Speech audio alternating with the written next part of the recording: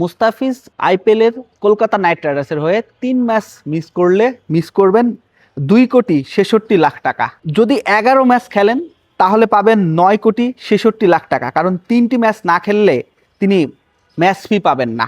এই হিসেবটা আমরা করতেছি কারণ আজকে আমরা জানতে পেরেছি বিসিবির ক্রিকেট কমিটির প্রধান নাজমুল আবেদিন ফাহিম বলেছেন মুস্তাফিজকে 8 দিনের জন্য দেশে আসতে হবে, ঠিক যেই সময়টায় আইপিএল চলবে।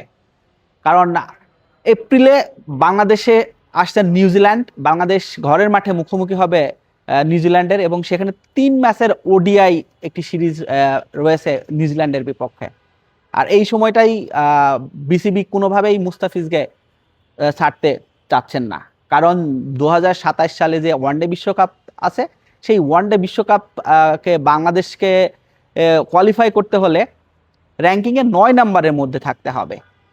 এই বিষয়টা আসলে এই ইকুয়েশনটার জন্যই মূলত মুস্তাফিজকে 8 দিনের জন্য বাংলাদেশে আসতে হবে, এবং বাকি সময়টার জন্য বা মুস্তাফিজকে এনওসি আর অনাপত্তিপত্র যেটাই বলি না কেন সেটা কিন্তু বিসিবি দিয়েছে।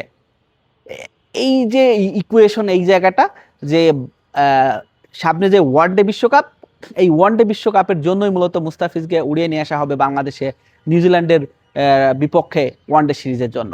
আর যতগুলো ওয়ানডে বিশ্বকাপের আগে যতগুলো ওয়ানডে সিরিজ রয়েছে সেগুলো কিন্তু সবগুলো সিরিজই বাংলাদেশের জন্য অত্যন্ত গুরুত্বপূর্ণ।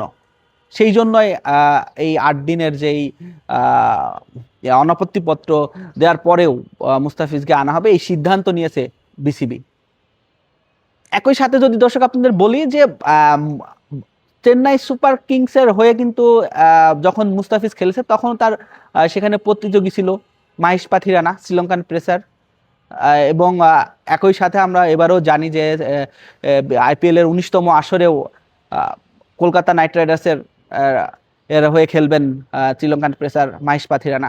সেখানে মুস্তাফিজের একটা প্রতিযোগী তার সঙ্গে থাকাটাই আসলে খুবই যৌক্তিক। এবং আমরা যদি বলি যে মুস্তাফিজ এই মুহূর্তে কিন্তু দারুণ ফর্মে আছে, এই মুহূর্তে IL T20-তে খেলতেছেন, খুব দারুণ ফর্মে আছেন মুস্তাফিজ, আমরা দেখতেই পাচ্ছি। তবে সব মিলে মুস্তাফিজ এগিয়ে থাকবে বলে আমরা আশাবাদী।